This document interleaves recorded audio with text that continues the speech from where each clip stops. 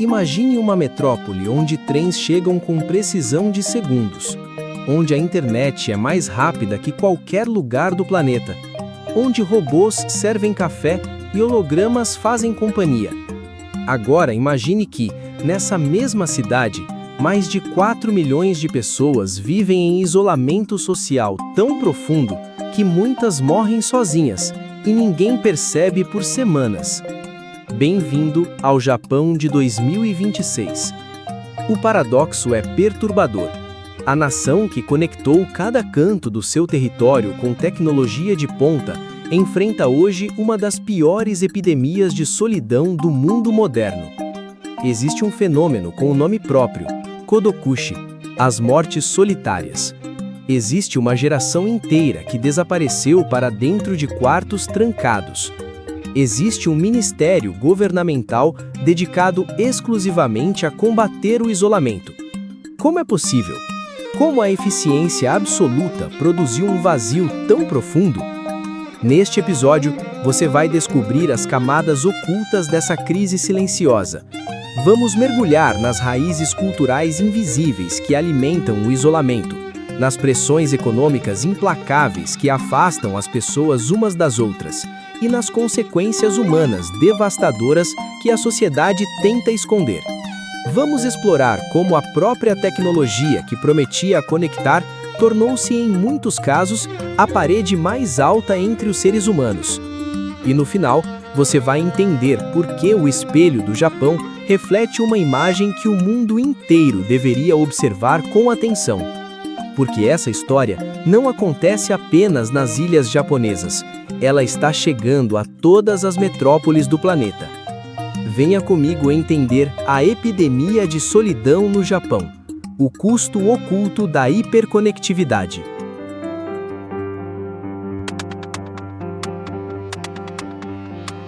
Estamos em 2026.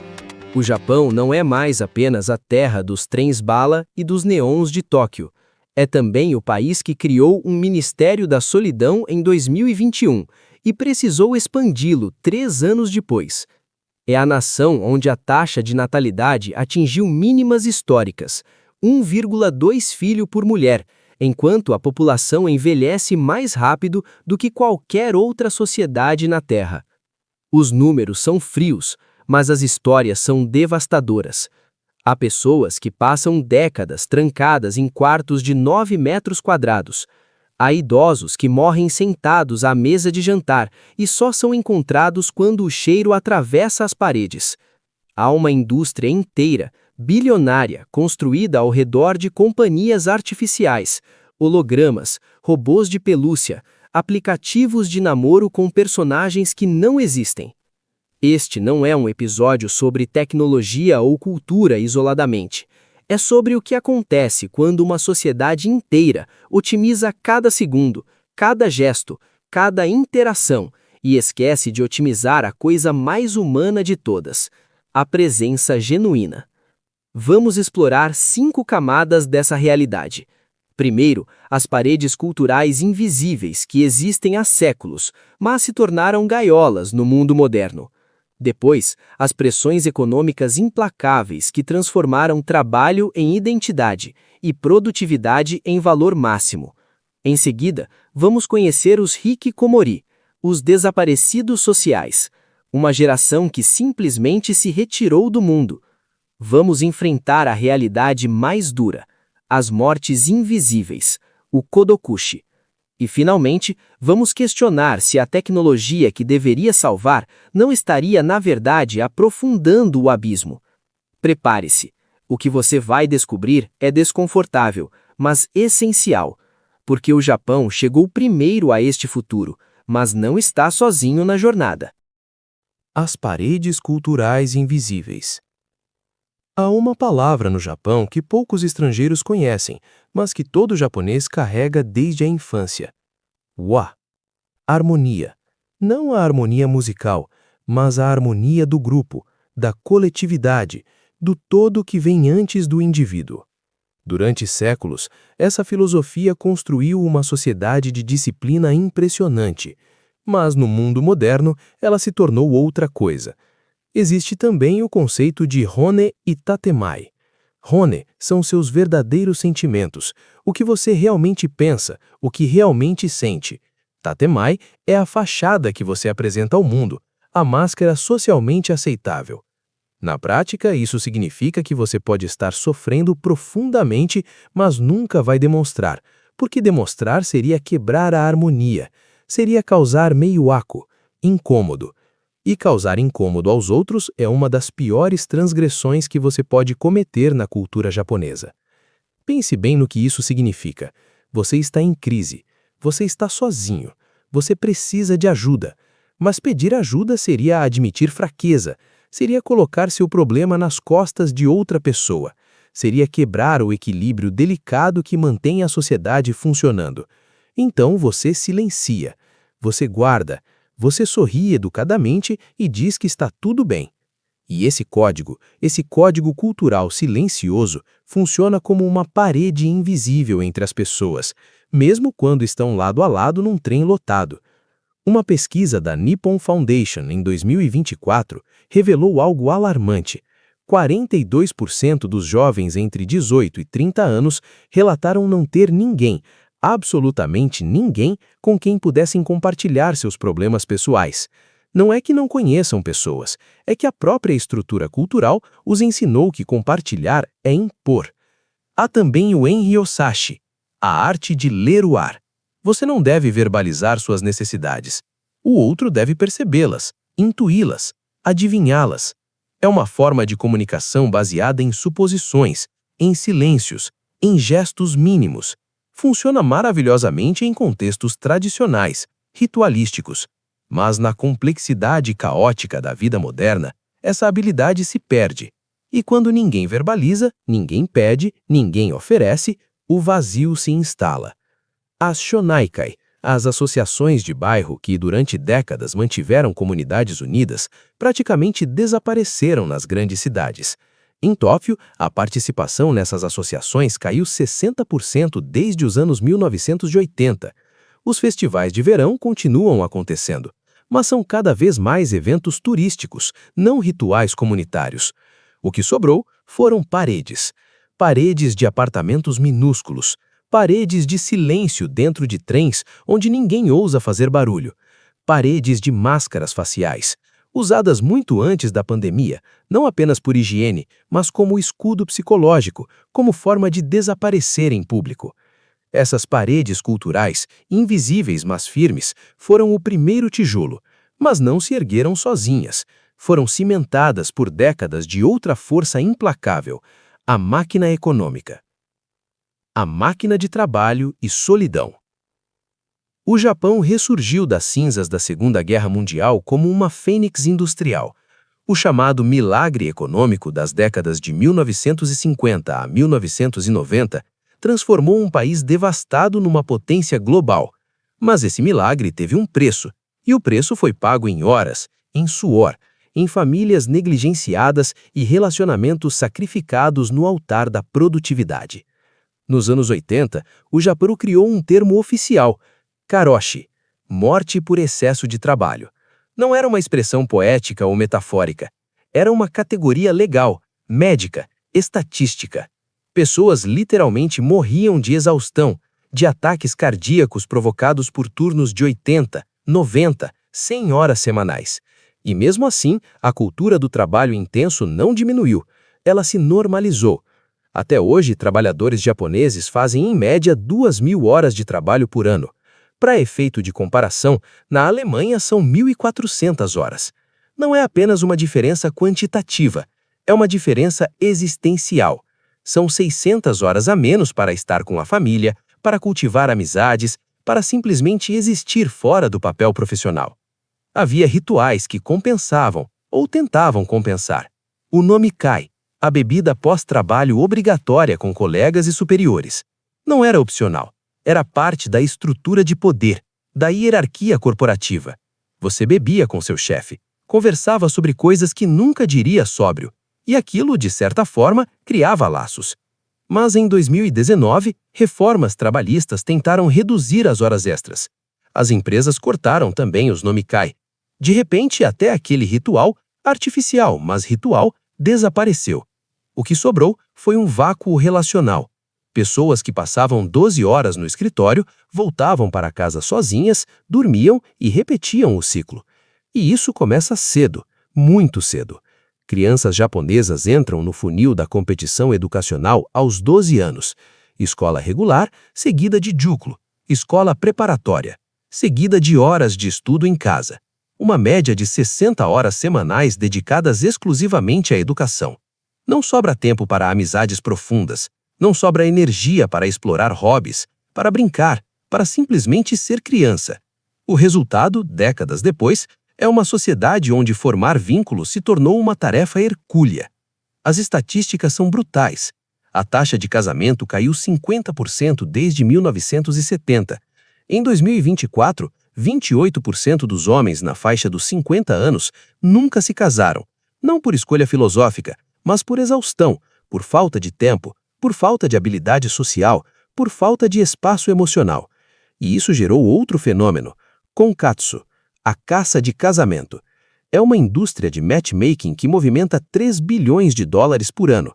Aplicativos, eventos, consultores especialistas em ensinar pessoas a namorarem, porque até o mais básico dos rituais humanos, se tornou algo que precisa ser terceirizado, otimizado, agendado. Quando trabalho e estudo consomem toda a energia vital, quando produtividade é o único valor reconhecido, quando pausar é fracassar, o que resta é um silêncio ensurdecedor. E nesse silêncio, algumas pessoas simplesmente desaparecem. Não morrem, apenas somem. Hikikomori, os desaparecidos sociais. O termo surgiu em 1990. Hikikomori, literalmente retirado, recluso. Inicialmente achava-se que era um fenômeno adolescente, jovens que se trancavam nos quartos, recusando-se a ir à escola, evitando contato social. Algo temporário, uma fase. 3 décadas depois, descobriu-se que não era uma fase, era uma condição, e estava se espalhando. As estimativas oficiais do governo japonês, divulgadas em 2023, falam em 1,46 milhão de hikikomori. Mas especialistas apontam para um número muito maior, entre 2 e 3 milhões, porque muitos casos nunca são reportados. Muitas famílias escondem, por vergonha, por esperança de que seja algo passageiro, por medo do julgamento social. E aqui está o dado mais assustador. O hikikomori não é mais um problema de adolescentes. Existe agora o que chamam de geração perdida, pessoas entre 40 e 64 anos que estão reclusas há décadas, pessoas que entraram nos quartos aos 20 anos e nunca mais saíram. Como é possível? Como alguém sobrevive assim? A resposta, na maioria dos casos, são os pais. Pais que levam comida para o quarto, que pagam as contas, que silenciosamente sustentam uma vida interrompida, esperando que um dia, talvez um dia, o filho ou a filha volte ao mundo. Mas os anos passam, os pais envelhecem, e quando morrem, a verdade vem à tona. Há o caso de Takeshi Saito, nome fictício usado na reportagem da NHK em 2023. Ele tinha 52 anos quando foi descoberto. Tinha passado 28 anos trancado no quarto. Seus pais morreram com meses de diferença. Ninguém sabia que ele estava ali. Foi o cheiro, semanas depois, que alertou os vizinhos. Quando a polícia encontrou um homem desnutrido, desorientado, rodeado por pilhas de mangás antigos e embalagens de comida instantânea acumuladas durante quase 3 décadas. 28 anos. Mais de 10 mil dias dentro de um quarto de 9 metros quadrados. O governo tentou reagir.